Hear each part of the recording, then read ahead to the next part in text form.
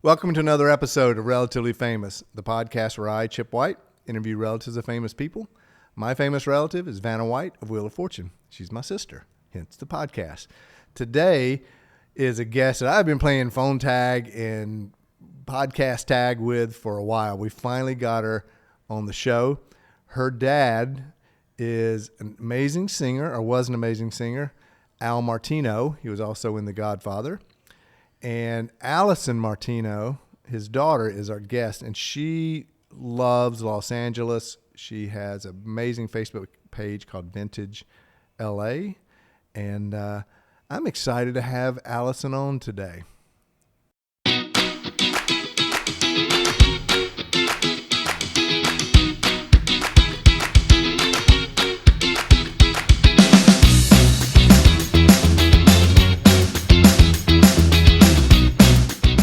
Relatively Famous podcast with Chip White.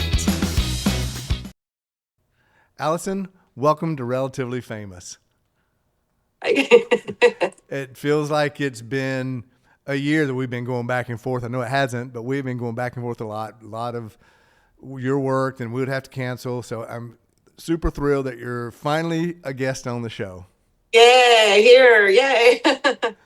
We've been talking about and playing your dad's music ever since we first talked about it.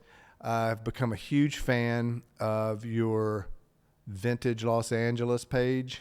Tell me about that, because I love seeing the old cars, the old buildings, the memories of some of the places that I used to go. Not the 50s and 60s versions, but the others. So tell me about that.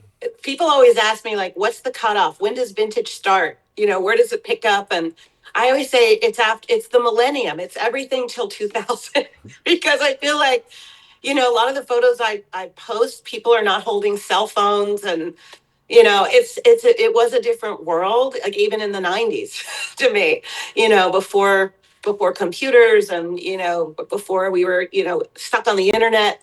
So I think the photos are really great, even from the 90s. So yeah, that's vintage now. Sorry guys, it is. And the 80s, it is. It's more of a celebratory of a different era, and vintage is just, it's everything. But I'm getting more people that are interested more in the era that they grew up in. I think it speaks to them more. So I think that's why the 80s now is such it's like a resurgence of the 80s. Like when I was growing up in the 80s, the 60s were really popular, in the 50s with Grease and movies like that. And now, movies are going to be focusing, I think, on the 80s.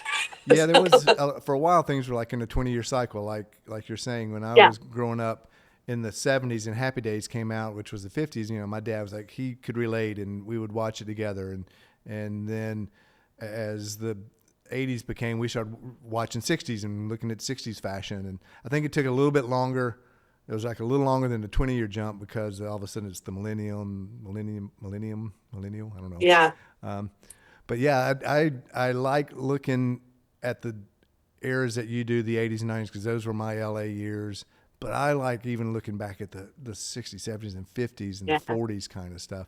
Yeah. What really drew you to want to preserve this and put it out on the internet for people to see and comment on it? And do people send you photos, or do you find everything yourself? Oh, yeah. I started this about 14 years ago or 15 years ago with Vintage LA on Facebook. And I think I just hit the right timing. Facebook was just getting started. And I just wanted to connect with some high school friends and some friends that, hey, remember this, and remember Larry Parker's, and remember the old Century City Mall. And I just started posting some photos, and I created a group, and I expected like 10, 15 people to join. I did not expect, I don't know what the number is, 650,000 or something now. And it's like, there's an engagement last week of like 11 million. And so it wasn't something I said, I'm going to do this for a living. It just happened. And I had been a TV producer prior to that. So I was aware of how to write and how to get the word out about things, but I just did not expect it to resonate with people all over the world. And as we're getting closer Well, farther away now from the 80s, well, the 70s and the 60s and the 50s, I've always celebrated, but now it's getting in, my God, the 90s. But I just never expected it to grow like this. And yes, I have a large community and everyone is so incredible. And I really believe that the threads are what's more interesting to me. Like I'll post a photo of something like, oh, Ben Frank's on Sunset Boulevard. And the first comment will be, I met my wife there, or my father owned that place. And every thread, it seems like every post, I read each one, there's some connection to somebody on that. And I don't think you can get that in a history book or in a class. When it's an online community, it's so interactive and everybody can talk to each other and connect. And my page is also connected people that they haven't seen in many years, or a lot of people that grew up in LA are on that page, and they'll find friends that they haven't talked to, and then there'll be side conversations in the thread. And I'm like, this is great. But I celebrate everything, architecture, music, old restaurants, high schools, cars, of course. It's kind of endless. There'll never be enough that I post. It could go on for way after I'm gone. Yeah, and you're preserving history. Like you got pictures Yeah. of the Whiskey A Go Go and the Central before it was the Viper Room. Yeah. My Yeah. wife played the I've learned Central. so much from those pictures, but I never, like I said, like posting a photo of like the Melody Room that became the Viper Room and all the different incarnations of an establishment like that. I learn from the public that's writing. Maybe they knew somebody, or maybe they worked there, maybe they have photo albums of when they worked there. And I've had that happen, and they'll send photos that I cannot find online. And then to be able to share that with everyone instantly. You don't have to wait for a book to be published and all that takes time. And, it's like, oh, it's instant. I'll just post it right now. And I'll come back 15 minutes later and, there's 2,000 comments. And it's fascinating. I think the community is so important that it's documented online forever. And as long as Facebook's around, hopefully that page will stick around even when I'm gone or I quit or whatever. Someone takes it over. I'm not ready to go yet. I'm very dedicated to this, and it's every day of my life. I post 3 or 4 times a day, every day. If I don't post one day, I get calls with people. They think something's happened to me. But I think I've taken maybe 3 days off in 15 years posting from that page. Oh my gosh, man! So do you find fashion from old ads, or is it all just literally photos? Yeah, I just posted something yesterday. I have a big collection of a lot of pop culture related items, old magazines, tons of teen magazines from the 60s to 70s, Life magazines, you name it, I've got it. And I just scanned a photo session of some upcoming actresses from the 60s, like Sharon Tate and Peggy Lipton. And I posted those just to see the fashions of what they were wearing. And that thread was really great because they were up and coming at the time. And now we all know them, household names. Yeah, I think was it Joey Heatherton was. Well, it was Goldie Hawn, and she Goldie looks Hawn. like Joey Heatherton in there Goldie because she's Hawn got in the little laughing jump. that look with the jumpsuit and the sort of kind of feathered short hair is just so great. And you got to find some old Ben Gazzaris. That's an old which got torn down and became Billboard Live, which became I don't know what it became after that, but. I don't either. No, I mean, I should know, but I guess I do specialize a lot in the Sunset Strip, and I know more about it then than I do now. When I drive down Sunset, I just live a block away from the hubbub of there. I see it the way it was. It's hard for me to see it the way it is now. It's hard for me to see it the way it is now because I don't like it. I have to accept it. It's like I say, Hollywood's like a movie set, sets go up, sets go down. It's the same thing with buildings and restaurants. We just lost Chin Chin and La Petite Four up there on Sunset Plaza. There were institutions for 30, 40 years. And that's hard to see, kind of painful. But I just go into my archives and I try to pull up those memories. And also, I think it's important for developers to see what I'm doing also, so they see the outcry. If a building's going to come down or they want to completely gut it, maybe keep it the same, try to incorporate incorporate what's there into a new design, but we're getting too many high rises, and that's starting to feel overwhelming and claustrophobic because the strip was it created to be not to have big story buildings. They were one story for many, many, many years, many decades. Maybe the Sunset Tower was one of the first that was built, but that was one of the only ones. And now in the last 10 years, it's unrecognizable is how I'll say. And we're losing so many more city council meetings. They hate me over there. Sorry, they're honking at me. See, that's them. I go in there and I try to fight. I can't win, but I can at least make noise. I can't say I don't win. I have helped save a few things with the community's help. You can't do it on your own. Nobody can say they did it. Yeah. But the outcry can do it. And you can change sometimes the outcome of something if it hasn't been, I guess, torn down yet. We fight to landmark things like norms that we almost lost twice. And losing coffee shops, that's devastating. Yeah. That's part of what makes a community and a neighborhood fun, is to have a neighborhood coffee shop where you run into everyone and you don't have to be fancy, and I think that's kind of getting lost, and things are super expensive, more than they've ever been. And people feel like they have to, dress up and guns. I just want to go to a coffee shop. I love Mel's Diner, and I'm so grateful for them because they took the old Ben Frank's building, which was a beloved coffee shop, and they did it smart. They turned it into Mel's, kept the structure the same, big old open parking lot, which is so rare. I think Carney's is probably the only other establishment that has a parking lot that you can just pull into and not take a ticket and Carney's have to do the whole rigmarole going down into a park. I won't do that. Anyway, we could go on. There's so many ways we can go with this conversation, but landmarking is important and saving as much as we can before it's all taken down.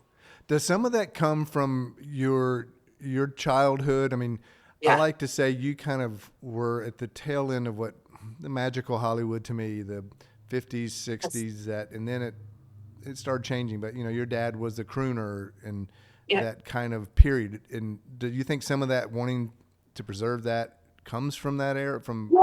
That's a really good question, because when I was growing up with my dad and my mom, my dad would tell me, my dad was born in 1927. So he played Ciro's in the 50s, which is the big old Hollywood glamour club. And I've searched years for his marquee. I just found a photo of his name on the marquee. But he would tell me about those days, and especially in the early 50s, when they would walk from, Highland down to Gower, and everyone was dressed to the nines, and the clubs were really, talk about, wanting to be seen in these clubs and perform in these clubs. And then when Vegas took off, the Dean Martins and my dad and all them, they headed out there. So I think that's when rock and roll sort of kind of came in and said, well, the Trocadero and the Ciros and the Macombo are kind of going out. This is the late 50s, because they're all going to Vegas now in the showrooms. And then rock and roll came in, and Johnny Rivers, opening up the Whiskey A Go-Go in 1964, and they called them discotheques then. And then the hippie movement came in, and the mods, and a lot of activity on the streets, on the strip. A lot of walking up and down, and there was like another scene going on there. And I wasn't born until 70, but a lot of that carried over. And in the 80s, for me, when rock and roll, again, if you want to call it heavy metal or glam rock, whatever it is, that was popular. Guns N' Roses, and, Tower Records was our, I don't know. Yeah. The parking lot was probably just as famous as the inside of the store, that was, Tower Records was such a staple. And, that whole little area, that's right next to it was where Steve Bender had his office when he did the 68 comeback special with Elvis. And, Elvis said, what do you think will happen if I walk down on the street? And, Steve said nothing. So they walked down, and of course nothing happened. People were just going, hey, look, it's Elvis. But that whole era was there. And talking about the disco era, Pips. I remember going to Pips in Beverly Hills and playing. I know. I have a sign from Pips that I'm looking at right here on my wall. It's a metal sign from the club. Yeah, that was. I played. I was a kid. My parents were members of Pips. A lot of people were, and Lucille Ball used to play backgammon in the back room. Yeah, she had And a the tournament there. parents with their kids in the back room, and Lucy taught me how to play backgammon. Yeah, my Christopher George. I don't know if you remember him from the Rat Yeah. Patrol. He was my uncle, but Southern uncle. My Oh, mother grew up with him and yeah. stuff, and knew him. So when I moved to L.A. after Venon moved, he took me to Pips a couple of times, and Yeah. I was 20 something. And I thought I was cool, man, because I get to go to Pips and play Yeah. backgammon. Well, you were. I was too young to really understand what it was then. It was like a place your parents went to. And my parents took me everywhere. I wasn't home because I didn't have any grandparents here or anyone that they all lived back east. And I was an only child. So dad used to say, bring her around, bring her around. And thank God, because I think that's what really started me. I think that's why I have such a deep memory bank for older places when I was really young, when theme restaurants were more popular, like the Luau or something like that. And I was, look, you could take your kids to the Luau because, yes, adults loved it, but it was great for kids. It was like Disneyland, Yeah. And there were a lot of places like that around LA, dark leather booths and and it was kid friendly. I didn't have an iPad to play with, so I had to sit there like a little adult and listen to the conversations. And Yep. it was a showbiz era, and I grew up in that sort of showbiz life. So my dad's friends were fun. Like Maury Amsterdam would go out with us for dinner, and they're all gone now, and all those Yeah. Don Rickles and Norm Crosby, Shecky Green. These were all friends of my dad's, and they were great. And they didn't take a lot of pictures back then. I wish they did, but it wasn't normal to have a dinner party and bring out your camera back then. It was. Yeah. And Now people everyone just we take yeah. 20,000 photos of our food. Oh, I But know. but luckily I remember a lot of it, and I celebrate that too. So I notice sometimes you've been in television, you still do stuff at Spectrum, and you tend to incorporate a lot of vintage stories into your work. Is it all vintage, or do you also do current events? That's a good question too. So I've had a show on Spectrum for almost 7 years, and it is Vintage LA. The show, it's a show called the SoCal Scene, but my part of that show is Vintage LA, and I'm like 125 episodes. It's all it's places that people can go and still do and still visit. They're all vintage, but during COVID and then during the horrendous fires, we covered that, and we did more current events Yeah. of what was happening and how we faced that moving forward, and that was interesting to sort of be thrown into. But I love my city and I love my hometown. It's where I'm born and raised, and I'll do anything I can to champion Los Angeles. I spent almost 20 years there, and I miss some of it. It's probably like my hometown has changed so much that I don't know if I'd move back. But it has, you got the ocean, you got the mountains, you've got the weather, you've got food. I mean, everything is there. It's just like you said, everything's so expensive now, and Yeah. it's and it's a tougher. Yes. Maybe it's not tougher. I mean, who knows what I'm sure your dad would say. You think it's tough now? You should have been back then. It's. Yeah, but Dad had the advantage. He was a good cook. Yeah. So they didn't have to go out every night. I don't cook that well. I got to go out to survive. I got to eat. But it's just, it's gotten really, really out of control. Because when I was growing up and we had, obviously Chasen's and expensive places, but we had more reasonable sort of like Hamburger Hamlet. Yep. Or something, or the Source, where you get a sandwich and some soup and still not feel like, you're still going out and having an evening. Those are all gone now, and there doesn't seem to be anything in between a Norms and like a Cricks. There's no balance anymore. I got to So be that's friends with hard. the son of the guy from Hamburger Hamlet. Now, say that, and his name's completely slipped my mind, but his dad and mom did Hamburger Hamlets, and they opened the restaurant. Lewis's, yes, the Lewis's, yeah. Yeah, Lewis's, yeah. And he moved down to Charleston, South Carolina after they kind of closed all the restaurants and stuff. And he's a good guy.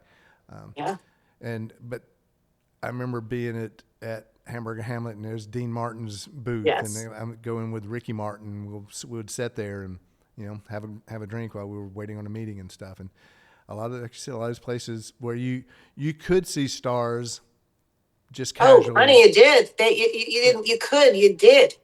I mean, it's sort of like when my family would visit from Philadelphia or my family's from Philadelphia on my dad's side, my mom's Ohio. When they would come to visit, where do we see movie stars? They think they're going to go to like a studio and sit there. No, no, no. You go to Hamburger Hamlet or you go to the old Thrifty Yeah.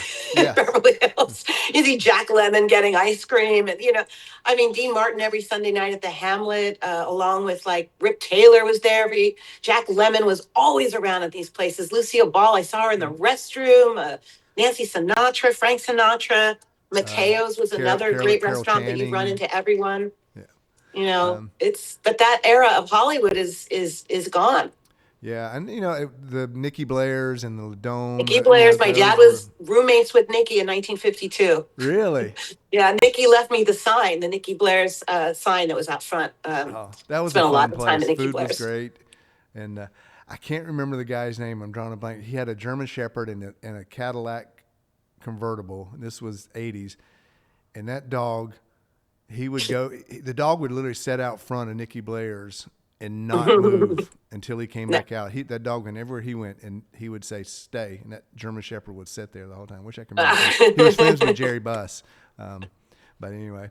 So, what are some of the fun? Now I know you always do. We call it the Hansel and Gretel house, and I know you kind of do it every Halloween. What are some of the fun places that you get to continue to revisit? Or that you are discovering that Wow. you put in the show? Well, I mean, I guess what my show sort of does is show people where to go and what to do, when they come to LA. And of course, one of my favorite sightseeing or driving by is we call it the Witch's House, also the Hansel and Gretel house, which is a landmarked house. Thank God they cannot tear it down. They do quite an event on Halloween. But another one of my favorite, the Stall House up in the Hollywood Hills, which is one of if you guys can Google that, STAHL house. That's an incredible tour of mid-century modern home. It's a case study house. I think Greystone Mansion is an incredible destination, and it's also a free park.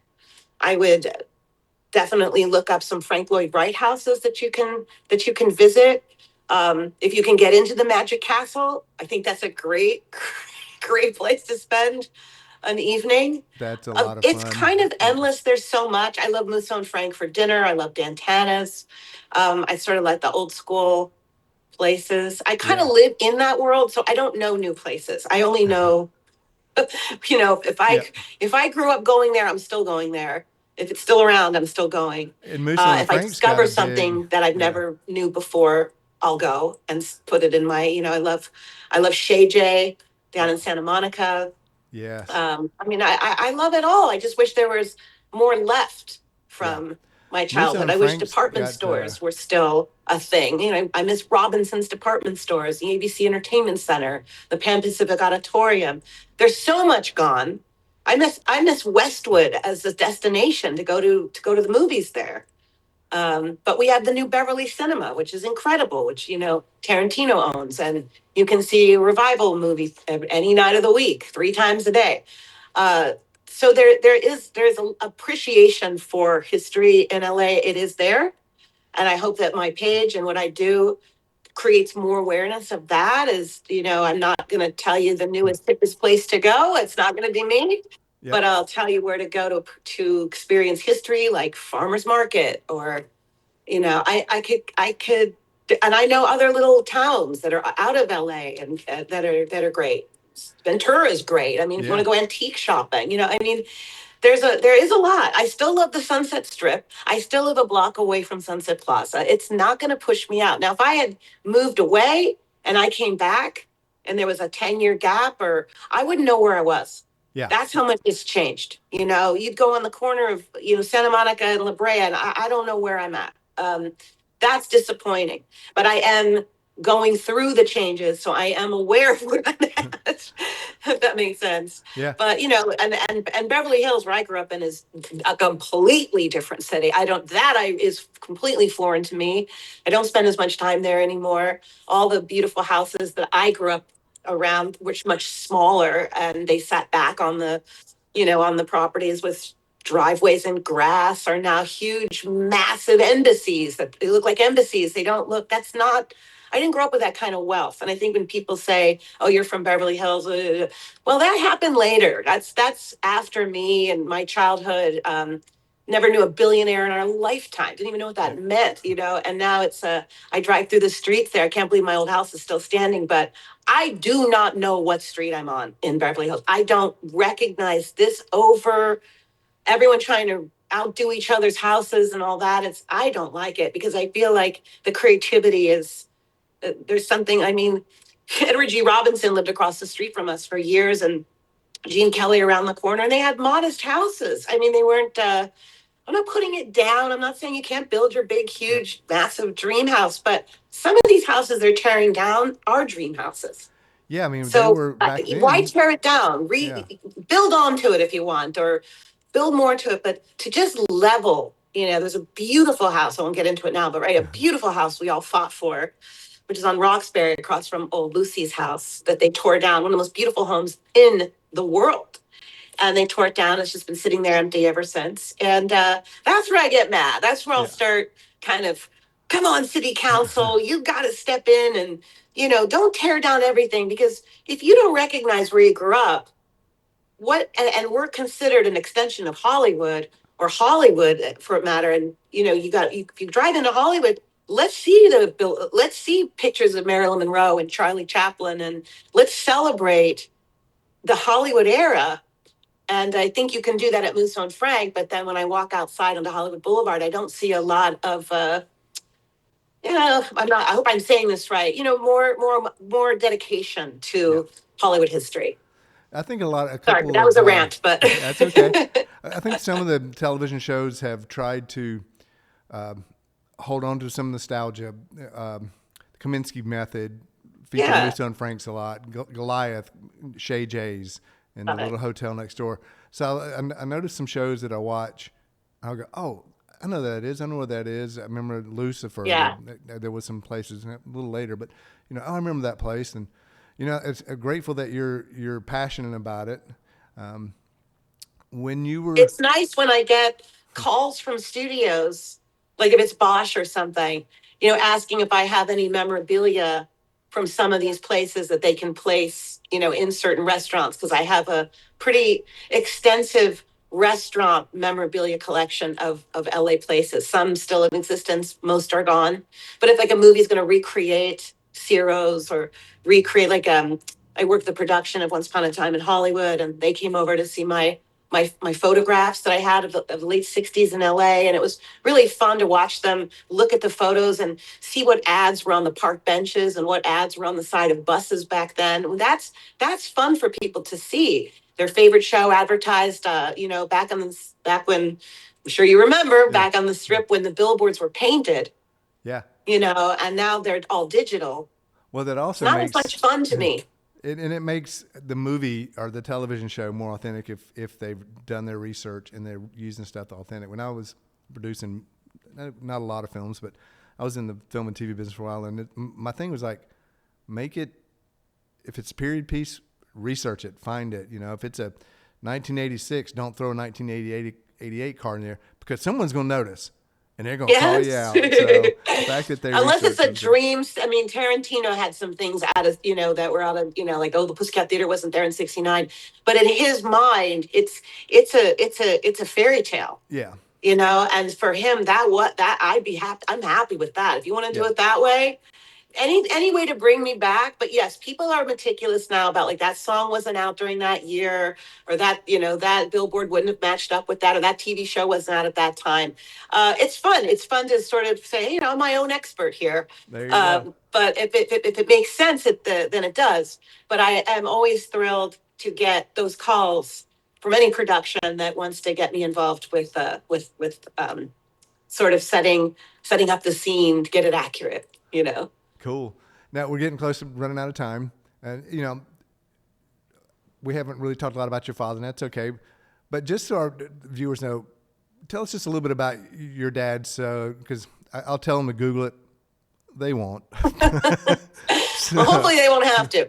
But anyway, if they do have to, probably best known now as Johnny Fontane in The Godfather. So, my dad made one movie, and I said, well, you know what? You did one, and it's the one. So, yeah, he was a singer from the era of Sinatra and Tony Bennett, and, they do call them crooners, of the original guys, Bobby Darin era. And he was a, singer his whole life. He traveled the world. I was lucky to be able to go with him, but he loved Los Angeles, and this was his home. He moved here in 1968 with my mom. I was born in 70, and no matter where he went, he just always loved coming back to LA, and his friends were here, and his showbiz buddies, and he hung out with a lot of comics. So we had a lot of comedy in our house, which was great. They always say, oh, what singers were your dad's friends with? No, he wasn't a friend. I mean, he was friends with maybe James Guerin and, those guys, but comics opened for singers back then, and I always say, my dad was not a movie star. He was in show business. There's two different things, and if you're a touring singer and you play Reno and you play Atlantic City and you are on tour. Yes. And when you play those casinos, those nightclubs back in the day, comics opened for you. So he traveled with funny people. George Carlin opened for Dad, and Joan Rivers opened for Dad, Rickles opened for Dad, and they became friends because you became like a band of gypsies on the road. And Dad didn't spend time on movie sets. He was in nightclubs with orchestras, and that was exciting because it's live.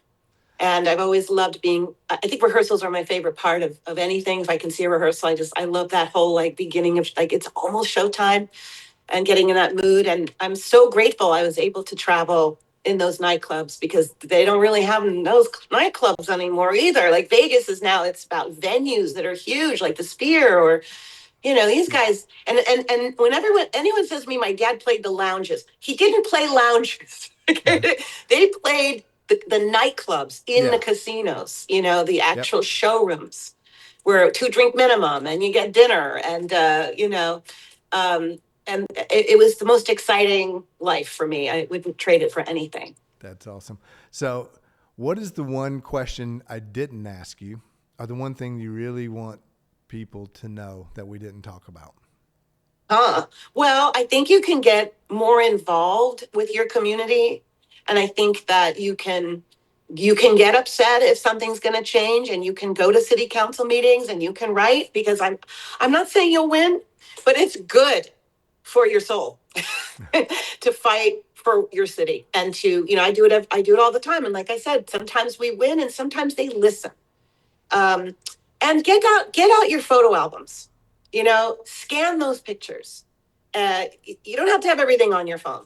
I mean, you can actually take pictures of your photo albums on your phone, but preservation's important. Open up the drawers. What can you find that maybe you had 13, 14, 15 years ago? Concert ticket stubs. We don't have those anymore. I never threw anything away. So I am really lucky that I have stacks of my memories just kind of piled up. But I think as this new generation comes, we don't have physical things anymore, like records to touch. I mean, I'm glad that's coming back, but you know what I mean? Everything's downloaded and there's no physical media. Don't throw it away. Yeah, or photo maybe, albums, like you said, God, we would, I'd go to my father-in-law, had tons of them. We would just sit there and go through them, or my home growing up, you pull them out, and it was a joy to go through the photo albums and look. I'm going to go through mine and see if I don't mind if they're Hollywood. Faded or they're ripped, or people can restore that stuff. And if anybody has any questions, they can find me on Vintage LA. We'll chat. I try to talk to everyone, and I've helped people restore their photographs or help them find people they're looking for and post their images too, because I always say, if you have photos of LA that we've never seen, I want to see them. And so does the community. I will post them. We'll have fun.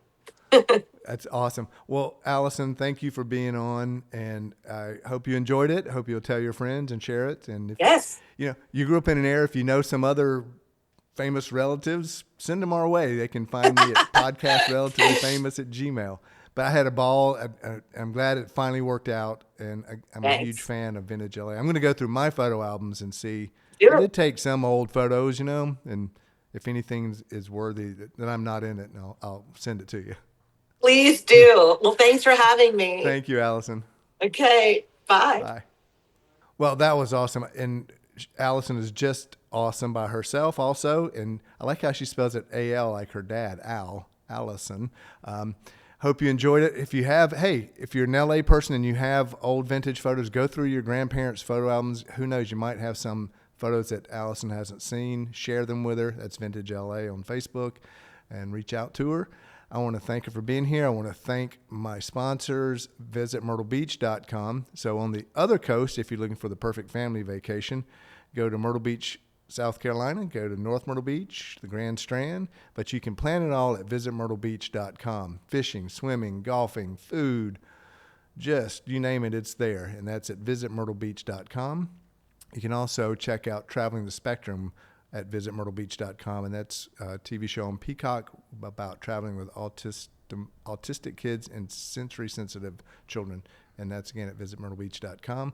Thanks to Nelco Media, our production company, and Nelco Comics, our cool location. If you're looking for a comic book, check out Nelco Comics in San Antonio. If you would like to be a guest, or you know someone who's famous, related to someone famous, reach out to me at podcastrelativelyfamous@gmail.com. And I want to truly thank you, the listener, viewer. I'm humbled that you spend your time with us. Thank you. You've been listening to Relatively Famous with Chip White.